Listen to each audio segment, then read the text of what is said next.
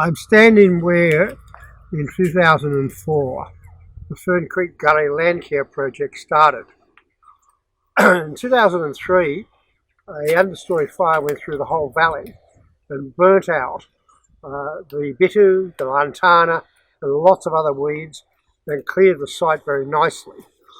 In 2004 Jason Peters of Australian Eco Gardens introduced me to John Hewson, who was then the director of Lake Macquarie Landcare. He made the fateful observation standing just here that before the coal mining in the 1920s, this would have all been rainforest. So I put my hand up and said, well, why don't we try to put it back? And that was the start of a 15-year project. We had fantastic help from Lake Macquarie Landcare, from Council, from Jill Hall, who was the then federal member for Shortland, Hunter Water, and from a host of friends who did all the weeding and all the planting. And now what we're looking at is a rainforest that's looking after itself, and when people come on the site who've never seen it before, they think it's remnant rainforest. So let's go and meet some of the boys who helped put it together.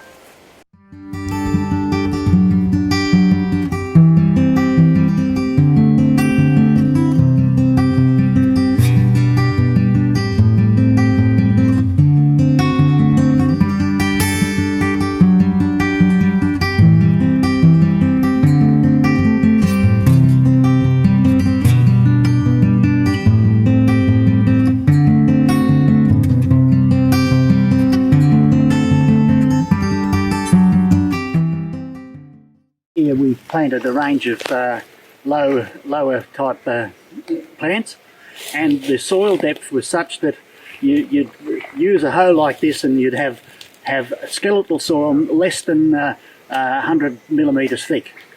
And eventually, I was very surprised that any of this took at all.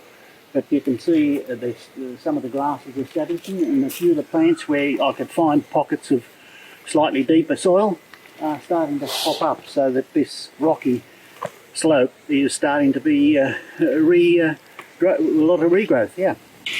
Very, very bare. There was almost nothing growing here, and what was weeds. In some cases we're leveling holes into the rocks to find places to put plants. This maidenhair fern, which is rampant now, was tiny little patches of it. The bungalows, when they were planted, it was largely rubbish and rocks and bits of timber that had accumulated in the creek. And since then you can see they're now probably around 5-6 metres high. And it's when you go down into the gully you get this real sense of a canopy starting to form, which is one of the things that really makes it have that rainforest feel. I haven't done a lot of planting in my time, but it was my thought all the time was you've got various qualities of soil, some of it's sandy, some of it's quite good loamy and so on, and lots of ground cover and mulch, but I kept thinking to myself, a lot of this won't survive. That's the nature of the game, right? But the thing is to just go on and plant. If only half of it survived, or even less, it's better than nothing, right? So, what we had to do was dig around, make sure we had a good spot. Some of it was, often you had to sort of root around a bit to find a better spot than the one you'd been given. And then put it in, water it, come back the same afternoon or the next morning, mulch it with cardboard. It was quite a process. But obviously it's more than half of it survived, quite a bit more than half. So I think we did well. You can see these are about the same size, and these are the plants we planted, what I'd say about 3 years ago, wouldn't it be, Peter? Oh, something like that. Probably, yeah, 3-5 years ago. 3 to 5 years ago, these were planted, and you'll see them in there and quite all around. There's a pipe coming off the road, Yep. Which is the head of the creek line. Back in 2005, we were good officers of Council and Jill Hall. We got a Commonwealth Water grant to put in 60,000 litres worth of stormwater harvesting to provide backup water to ensure that we got essentially 95% survival rate of all the tube stock planting that we put in. This creek line was a serious erosion issue, and when we were doing the work on the stormwater harvesting, council came in and did their section of the creek line, which they had a reserve up at the top.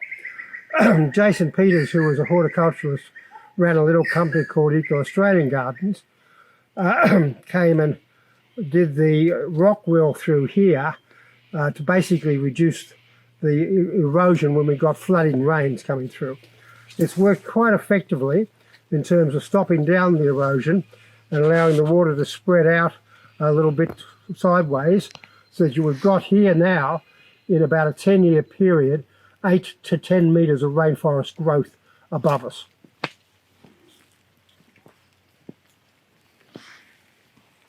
Within 5 years of the first planting of rainforest species, we started to get flowers and fruit.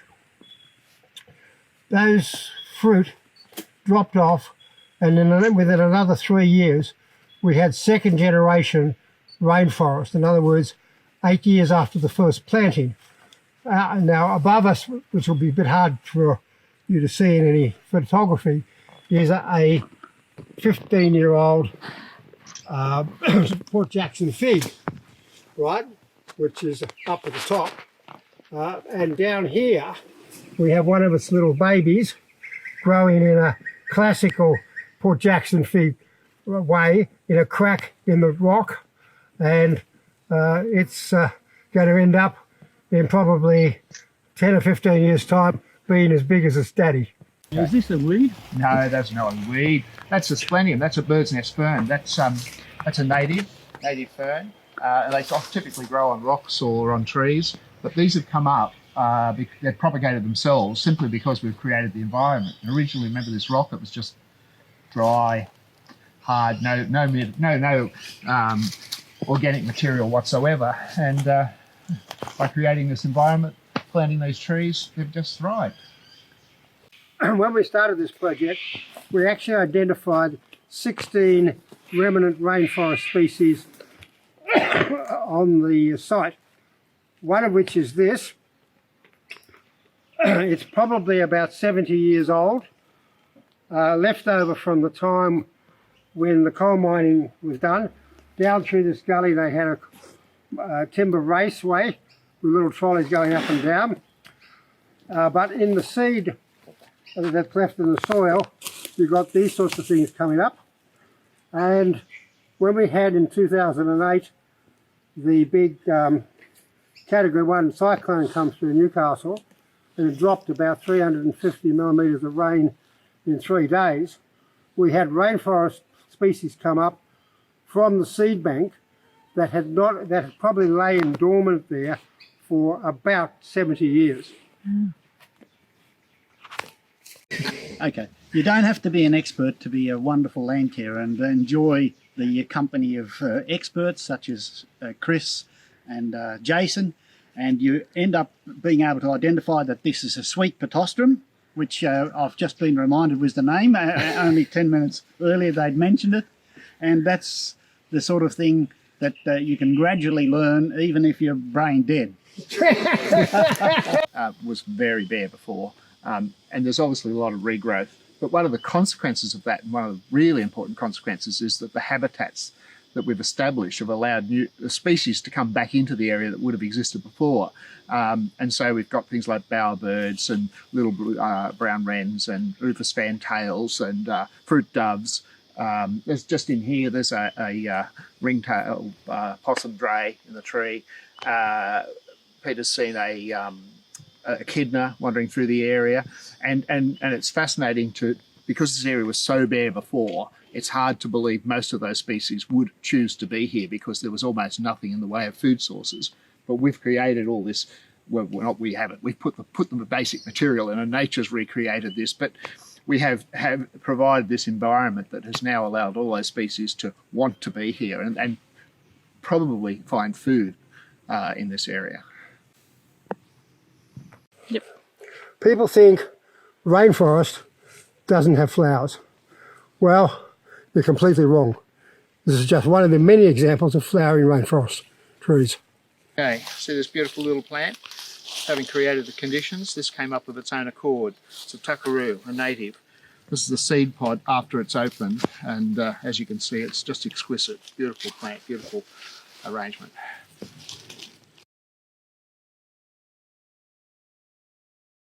There for only 10 years, and I never liked gardening. And my wife has said, look, what are you doing up there? And I said, well, I've become an obsessive land carer and weed puller. And there's a demonstration. Even whilst we're having a recreational walk, I can't resist pulling up asparagus fern. Especially with the nodules on the bottom. Look, we talk about the weeds that we have to deal with, some of which are even native. Now, these are called Garcia, devil's twine. devil's twine. Devil's twine, and you can see a mass of it in. It's actually a native, so in one sense, it belongs in the forest. The only thing is, when we've planted the young plants, we have to try and get rid of it because it does strangulate them. And what happens is this vine has little suckers that grab onto the rest of the tree, and they take the nutrients away from the young trees. So once the trees are mature, it doesn't matter, it's part of the native part of the forest. But what we try and do is get rid of this on the young trees that we've recently planted, because you can see it can turn into a great mess. The edge of Raya Park. Behind these trees is the playing field, and this is now council land. All of this has been planted about 8 years ago by Lake Macquarie Landcare with a team of about 30, and you see it's doing very, very well. Part of the reason why it's doing well is it gets all the water under heavy rain off Raya Park because it actually slopes this way, and the soil is a little bit richer because it was the topsoil pulled off when they actually made the playing field, right? But this is the northern extension of the rainforest development. We now have approximately a hectare of rainforest planted. If you look down here to my left, that's the area we were looking at before, where the mine substance is. If you look in there, and we don't go in that area, it's actually too dangerous, but if you notice all the vegetation that's come up, as we've planted around and the other trees have grown up, it's now the native vegetation is coming back and it's stabilising that whole area, which is something just to be aware of. And we generally don't go there at all. Before the fire in 2003, the whole of this face of this cliff line was covered in bitterbush. What it had done is made its own soil from its own leaf mulch. It was about 50 millimetres of pure black soil. When the fire came through, it went up the cliff face like a fire going up a chimney, burned it all off, and we've had no bitterbush on that cliff face ever since. So in some respects, sometimes the best way to start a land care project is with an understory control burn, which gets rid of the massive amount of weed, which then allows you to start again. I wouldn't have started this project except for that fire. That fire cleaned out the worst of the first version of clearing the weeds. This is native swordgrass. This is a native plant that sort of occurs around this area, and actually it's quite widespread. And it forms this beautiful clumping habit with these beautiful seed heads. And it's a much better alternative to the pampas weed, which we have to deal with further down the valley.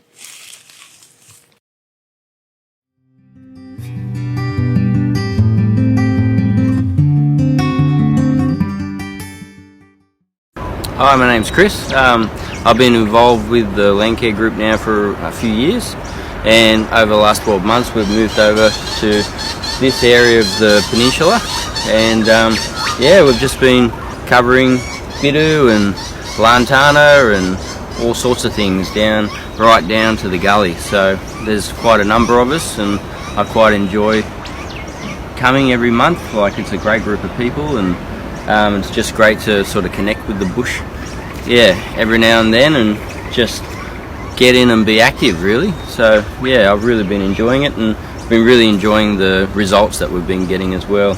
Like this used to be lantana and bidu, like up above our heads only 6 months ago, and now we can see straight through, and we can see lots of regen coming back, natural regen, and yeah, it's a really good feeling. So many of us have really busy lives.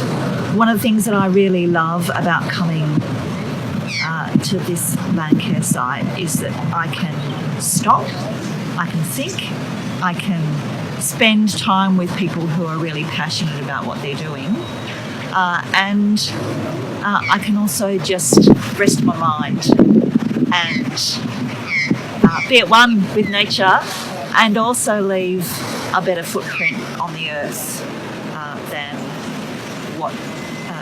what it was when I came here.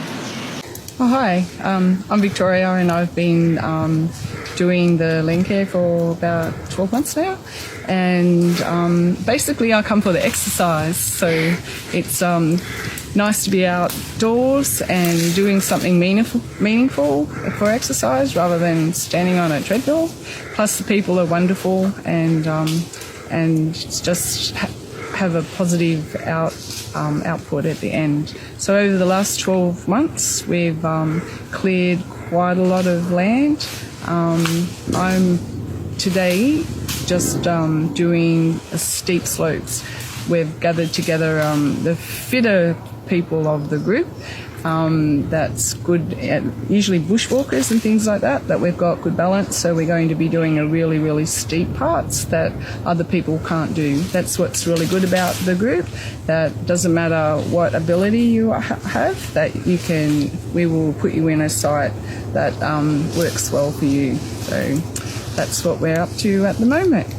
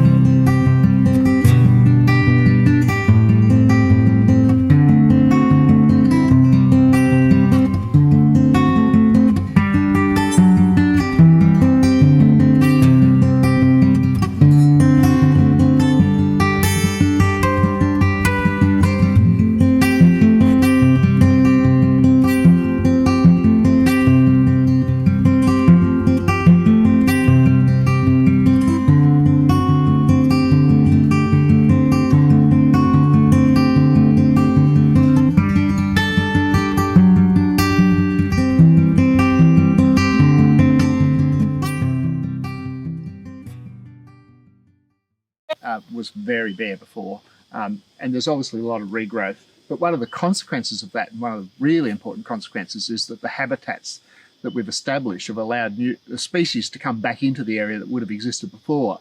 And so we've got things like bowerbirds and little brown wrens and rufous fantails and fruit doves. There's just in here, there's a ringtail possum dray in the tree. Peter's seen a echidna wandering through the area, and it's fascinating because this area was so bare before, it's hard to believe most of those species would choose to be here because there was almost nothing in the way of food sources. But we've created all this.